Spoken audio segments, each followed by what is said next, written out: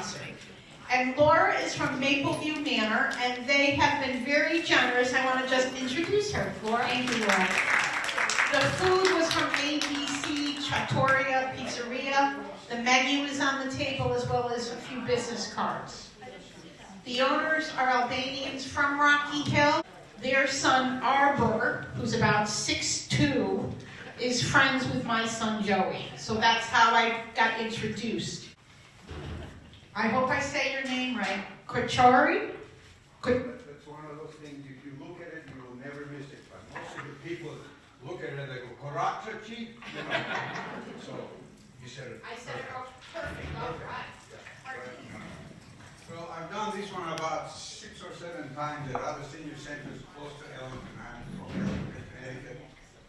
And I will have to say that this is, I don't think the other 6 or 7 all put together had this many people there, so this is a great, great turnout. Thank you for coming over. Normally, my doing this, what I do is I show the video first, which is, I'm sorry. I first show the video for it, which is about 45, 46 minutes. And then after that, I give a few points of explanation, and then I open it up to any questions that anybody would have about my story. So, again, without, if we're ready here.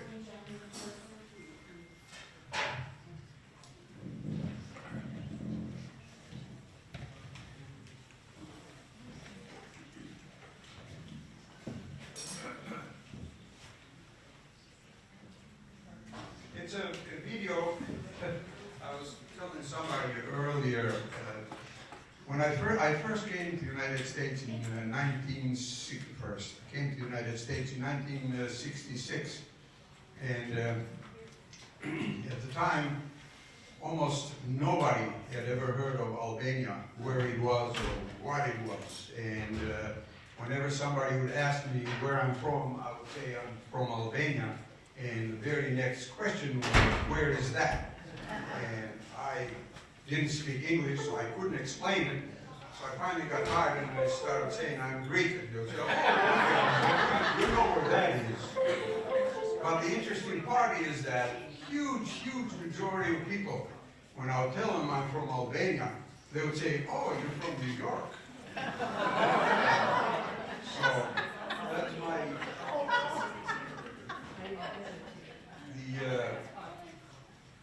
The thing that, when I, like I said, when I first came here, now it's been in the news a lot more, and a lot of people are aware of where Albania. My name is George Korchari, even though in Albania nobody knows me by that name. That's me. When I first came to the United States, not too many people knew where Albania was. These days, more people are familiar with it because it's been in the news and all that. But this is a map of this small portion of Europe. Here we have Italy, and right across the boot of Italy is this little country here that's kind of yellowish orange, and that's Albania. It's right between Montenegro, Serbia, Macedonia, Kosovo, and Greece. And it is part of it on the Adriatic Sea and part of it in the Ionian Sea. Oh, and this area, back when the communists were over, Greece was the only free country. Albania, these other places like Montenegro, Bosnia-Herzegovina, Serbia, Macedonia, which now is North Macedonia, and Kosovo, they're all republics of Yugoslavia. So, but now, none of them are communists. So. Now we're going to go to the big map of Albania. And right in the middle of Albania, we have the capital of Albania called Tirana. Around Albania are all the republics from Yugoslavia, what used to be Yugoslavia. And on the south here, we have Greece. Next to Tirana, we have the other city here, Korchari, which is the city where I went to high school. And if you noticed a little something saying there is my last name is Korchari, which in Albanian means that I am from Korcha, even though I was born and grew up in Darla. So next to Korcha we have the small town of Darla, which is very close to the border. And right across that border, my cousin and I escaped, went to Greece, and then right around this area here is the city of Kastoria, where they kept us for 42 days. It's on his own. Okay, what I normally do at a time like this, I explain a couple of things, you know, just to get a little bit idea of what was going on, and then after that I open it up to any questions that anybody will have. So, you know, one of the natural things that people want to know is how poor was everybody in Albania. Well, when the communists took over, they took everything, property, money, anything that anybody had over what they thought that you should have. They took it and became part of the government, or whatever you want to call it. Everything was rationed. My brother-in-law that had 2 boys in the city, every morning he had to get up at 3 o'clock in the morning and go and get in line so he could get milk for his kids. And they wouldn't give you any more milk than you needed they'll give you enough just for the 2 kids. And the thing is, if they found out that you gave that milk to somebody else, then next time you wouldn't get as much milk, you'd get less. So, it made it very difficult to have visitors, even though people are very friendly and welcoming, but you couldn't have people coming and staying with you for too long because you had no food. You had what you had just for yourself, and you know, that was it. If more than 3 or 4 people got kind of together, somebody would come and ask you what's going on. Because if you didn't have a good reason to have that large of a party together, you would get arrested. People lived in fear, and you wouldn't know who to trust. Not even your neighbor, not even your best friend, because if anybody would go and report that, oh, George did this or George did that, there was no question asked. You know, you were automatically in trouble. You couldn't go from one place to another without notifying the government, especially close to the border area. There was a family from a town very close to my town who decided to, you know, they wanted to escape, and the father was talking to somebody else in the yard, and another guy from the town went to join them, and when he got there, they stopped talking. So he went and notified the government that they were talking. Both of those guys went to jail. Nobody asked what they were talking or anything like that. My mother's sister, she was married and she lived in Tirana, but she decided that she wanted to escape. And with her husband, she went to the city, Korcha, where another sister of my mother's was there. She stayed with them for the night, and then the next day, she got up and she was pretending to go to Darla, my town, which was on the way to the border. But she made a huge mistake. She told her sister. So her sister went, notified them, and they caught them in between Korcha and Darla. And even though they had insisted that they were going to visit my sister, nothing. He spent 5 years in jail because he convinced them that it was her idea, and she spent 8 or 9 years in jail before they let her out. These are all little stories of, you know, the Albanian. I had an aunt, you know, in United States, my mother's old sister, and unfortunately for her, she came to visit Albania at the wrong time. She came to Tirana the day that I went to Darla to escape. And the day that I escaped, she went to Korchari. Well, it took the government, I don't know how long, to maybe never got convinced, but to let her, you know, go free, because they thought that she had something to do with our escape. And when I came to the United States, I went to visit her, and I didn't know originally what was going on, but then I realized that they must have scared the you-know-what for her, because she didn't want to look at me, she didn't want to see me, she didn't want to talk to me, nothing. She didn't want anything to do with me. And I figured out, they told her that if she helped me in any way, you know, who knows what they told her they would do. The guy that was in charge of Albania, the Communist Party, Enver Hoxha, his best friend, you know, was from the war. And they were both, you know, in the party together. One was the president and the other one was like the vice president or whatever.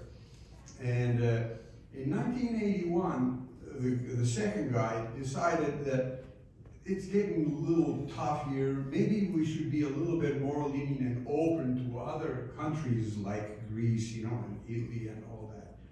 Well, the first guy didn't like his ideas. So one morning, he was found dead in his bed. And that same day, his wife and his two sons went to jail for who knows what. I think his wife died in jail, so. That is the kind of environment that was in there. You lived in fear, you couldn't trust anybody, not even your closest friend. Then in 1990, the borders opened and I brought my mother here. That was an experience, I'll tell you, because she just could not believe what was seen. And like I've told a few people, I live in Ellington, Connecticut, and there's a small supermarket in Ellington. So one time I took my mother to go to the supermarket to get food. So we going up and down on the aisles, and we got to a point, and my mother turned to go to this aisle, and I said, no, don't go to that one, let's go to the next aisle. She said, well, wait a minute, why not? I said, no, don't go there. You know, there's nothing for us there. She said, what do you mean? There's a lot of things. I said, well, that is all for pets, for birds and dogs, and it's pet food. She looked at me, she goes, oh my God, you got more food for the pets here than we have for the people, you know.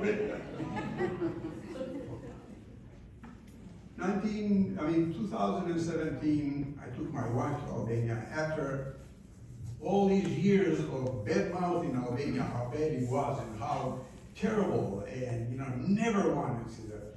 Finally, when they opened up the borders and all that, so I said, okay, it took me 2 years to convince her to take her there.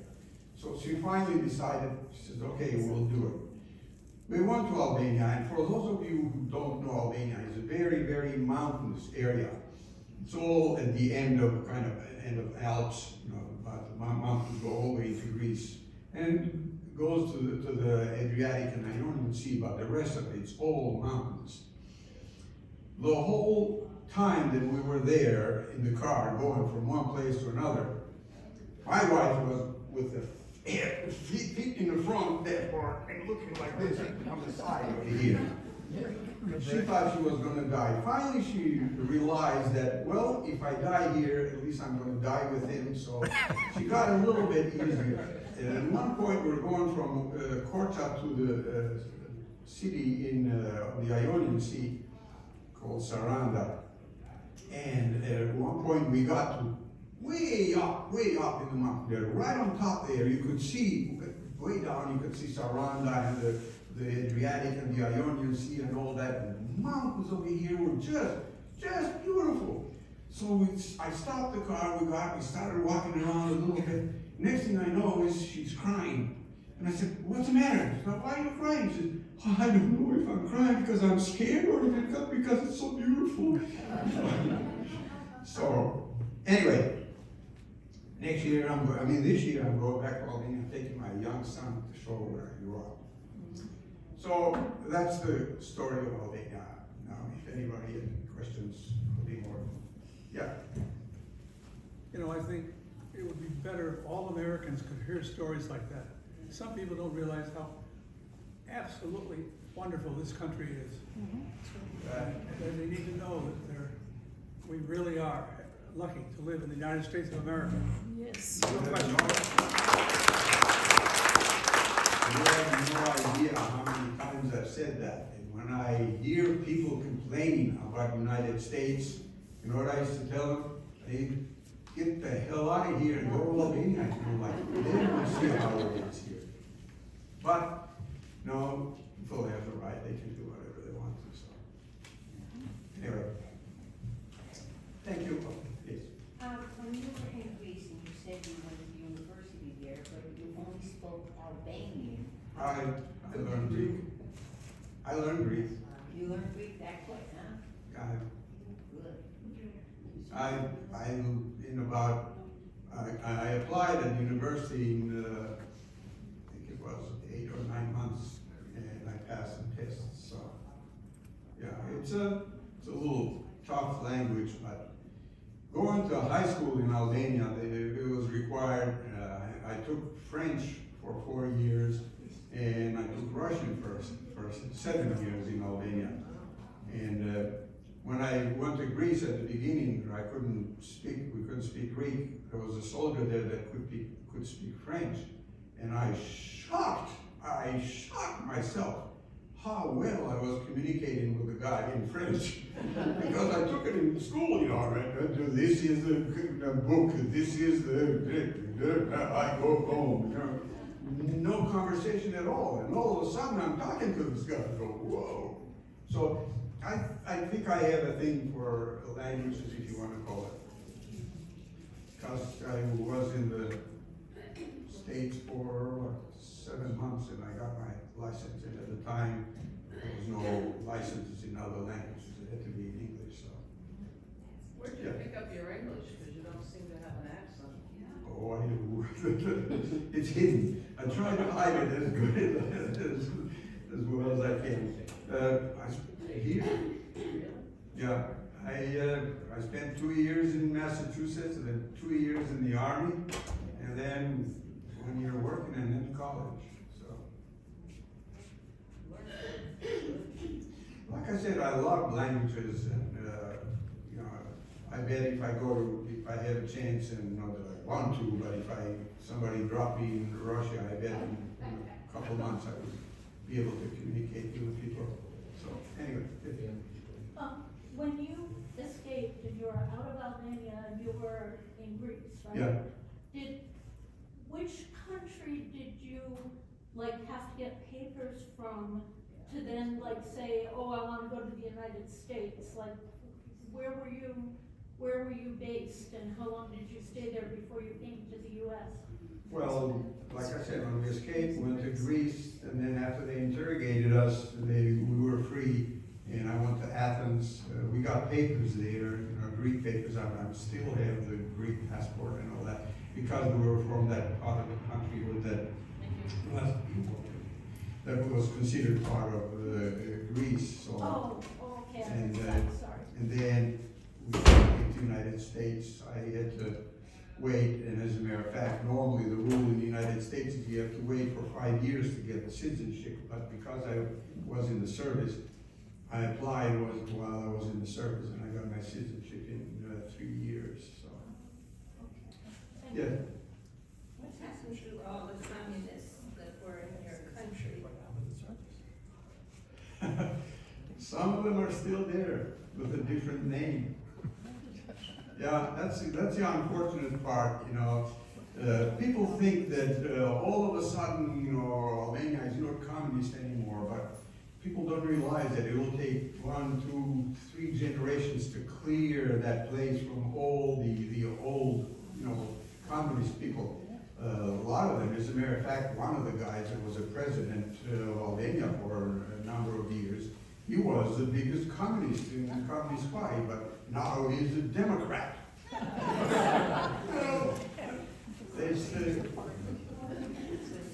In Albania they have a saying for people like that. There are wolves with sheep's clothing.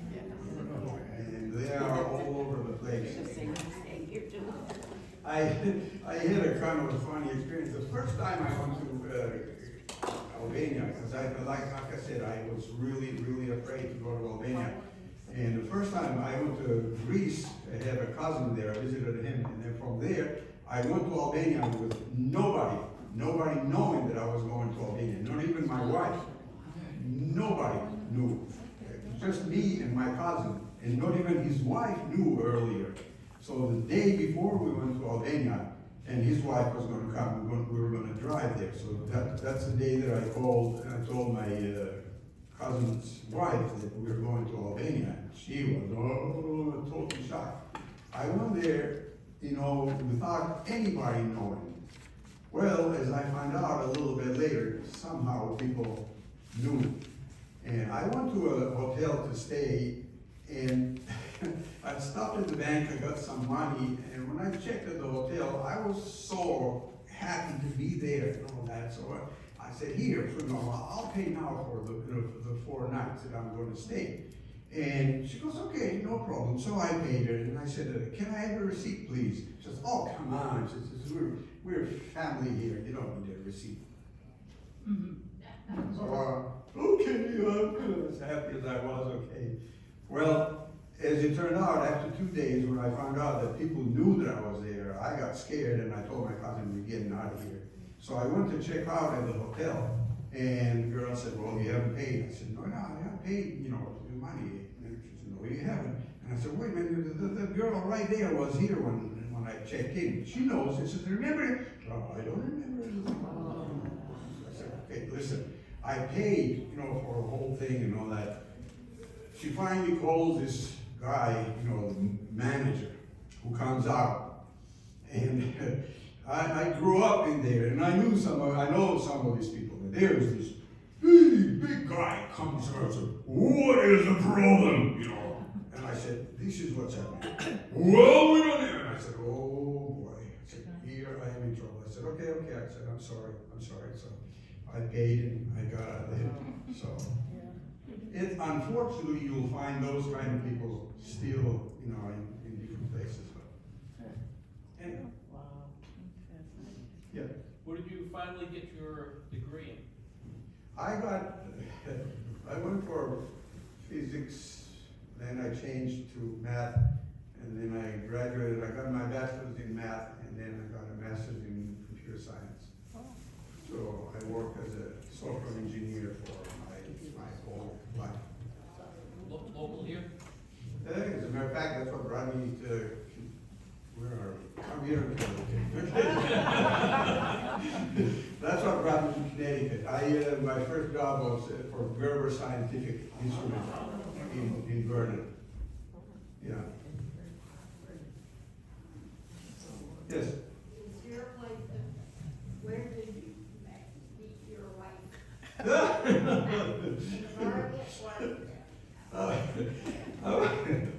I was in college, and first year at Christmas time, we had a break, for a few days. So I had a close friend who was from Westfield, Massachusetts. That's where, she's from. So, and I had no place to go. They were going to close the dorm. So I said, well, I don't know what to do. So my friend said, hey, why don't you come over to my house for Christmas? So as young guys that we were, I said, yeah, I'll come, but you have to find me a date. So he said, sure. So we went to Westfield. He had a girlfriend there. So he called his girlfriend and said that I'm here.